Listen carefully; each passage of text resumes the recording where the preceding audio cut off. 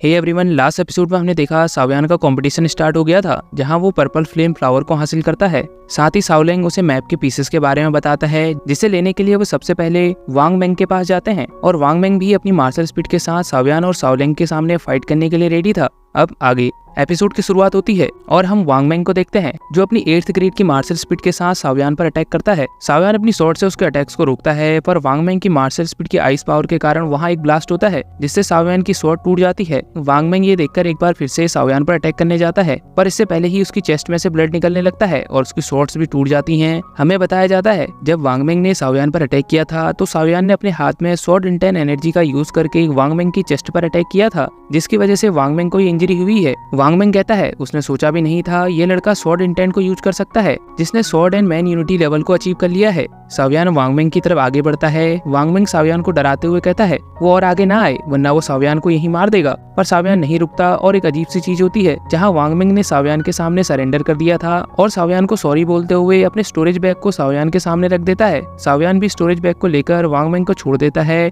इधर सावयान की पावर और वांग मेंग को सरेंडर करता देख सावलेंग पूरी तरह से भौचक्का रह जाता है। सीन कुछ टाइम बाद आता है जहाँ सावयान सावलेंग के सामने वांग मेंग के स्टोरेज बैग को चेक करता है जिसके अंदर उसे कुछ पिल बोटल्स के साथ एक क्विनलोंग टोकन भी मिलता है। साथ में उसे एक मैप का टुकड़ा भी मिलता है जिसमें लोटस फ्लावर की लोकेशन मार्क थी। सावलेंग इसे देखकर कहता है शायद मैप 3 पेटल गोल्डन लोटस की लोकेशन का हो सकता है जो न सिर्फ आपकी कल्टीवेशन लेवल को इमीडिएटली बढ़ाती है बल्कि आपकी टेक्निक्स को भी काफी ज्यादा इंप्रूव कर सकती है जिसकी कीमत लगभग 500 सीतियान पिल्स के बराबर होती है। सावयान कहता है वांग मेंग के पास कई सारे ट्रेजर हैं इसलिए उनकी आधी वेल्थ को तुम रख लो जो एक फेयर डील होगी। आखिर सावलेंग ने भी उसकी काफी ज्यादा हेल्प करी है पर सावलेंग ये कहते हुए उसे लेने से मना कर देता है इन ट्रेजर पर सावयान का हक है और वैसे भी उसे सावयान की हेल्प की जरूरत नहीं है, वो अपने लिए क्विनलोंग टोकन को खुद ही हासिल करेगा। सावयान उस क्विनलोंग टोकन को सावलेंग को देते हुए कहता है अगर मिस साव ने उससे कंपटीशन में सावलेंग की हेल्प करने के लिए नहीं कहा होता तो वो कभी भी इतने ज्यादा वैल्यूएबल ट्रेजर को उसे नहीं देता। ये सुन सावलेंग भी उस टोकन को रखते हुए सावयान से कहता है उसने एडमिट कर लिया है सावयान सच में एक पावरफुल पर्सन है और वैसे भी उसे इन क्विनलोंग टोकन की काफी ज्यादा जरूरत है। आखिर इन टोकन पर ही उसकी सिस्टर साव की लाइफ और हैप्पीनेस डिपेंड करती है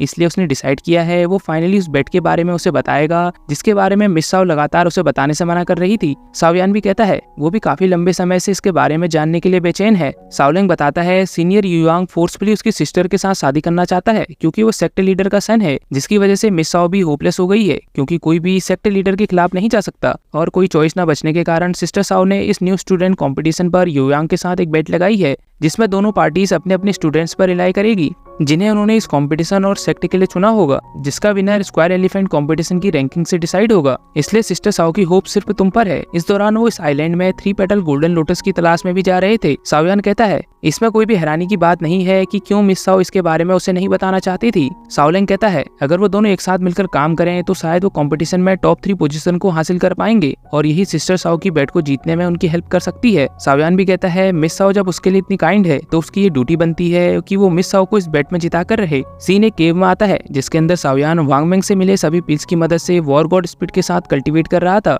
जिस दौरान इन पिल्स की एनर्जी की मदद से war God spirit 9th grade में ब्रेक थ्रू कर लेती है। सावयान भी ये देखकर काफी ज्यादा खुश होता है कि वॉर गॉड स्पिरिट ने 9th लेवल में ब्रेक थ्रू कर लिया है तो आखिरकार उसे अब कौन सी न्यू पावर मिली है। इसी के साथ सावयान का ऑरा एक ड्रैगन में बदल जाता है जिसका मतलब सावयान की न्यू पावर ऑरा ट्रांसफॉर्मेशन की थी जिसकी मदद से वो अपने ऑरा को कंडेंस करके उसे एक स्पिरिचुअल ड्रैगन के रूप में इस्तेमाल कर सकता था। सीन केव के बाहर आता है जिसे सावलेंग गार्ड कर रहा था। अब सावयान केव से बाहर आता है जिसे देखकर सावलेंग कहता है इसने फिर से अपने लेवल को प्रमोट कर लिया और बॉडी टेम्परिंग की 7th लेवल पर आ गया है। इधर सावयान उसको केव को प्रोटेक्ट करने के लिए थैंक्स करता है। सावलेंग सोच रहा था सावयान सच में पावरफुल है और वो जरा भी एरोगेंट पर्सन नहीं है तो क्या उसके पास सच में लिंजी साव को डिफीट करने की पावर है। और ये सोचते हुए दोनों 3 पेटल गोल्डन लोटस की डायरेक्शन में चले जाते हैं। सीन ब्लड बैरियर के पास आता है जहाँ अब सावयान और सावलेंग दोनों आ गए थे। इस ब्लड बैरियर मिस्ट को देखकर सावलेंग बताता है उसे मिस साव ने एक बार बताया था ये ब्लड मिस्ट इस कंपटीशन के दौरान एक सबसे यूनिक चीज है जो अपने अंदर कई गुना पॉइजन को कंटेन करती है। इसलिए अगर कोई बॉडी टेम्परिंग की 9th लेवल वाला बंदा भी इसमें चला गया तो वो उसी समय पॉइजन की वजह से मारा जाएगा।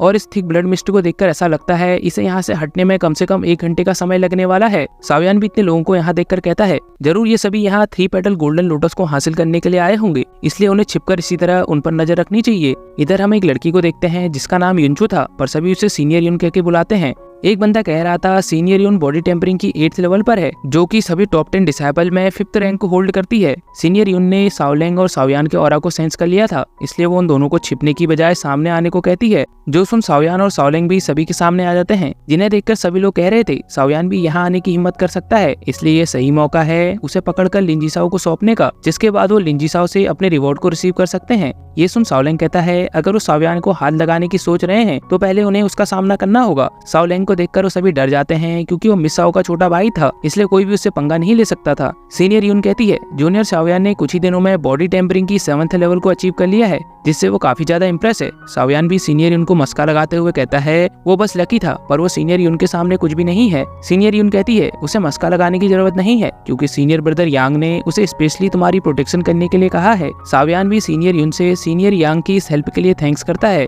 इधर हम एक बंदे को देखते हैं जो इतने लोगों को एक साथ देख काफी ज्यादा खुश था, जो आगे आते हुए कहता है उसने नहीं सोचा था 3 पेटल गोल्डन लोटस के साथ उसे इतना बड़ा बोनस मिल जाएगा। अब ये बंदा कौन है और क्या चाहता है, इसी सस्पेंस के साथ हमारा एपिसोड यहीं पर एंड हो जाता है। तो मिलते हैं नेक्स्ट वीडियो में।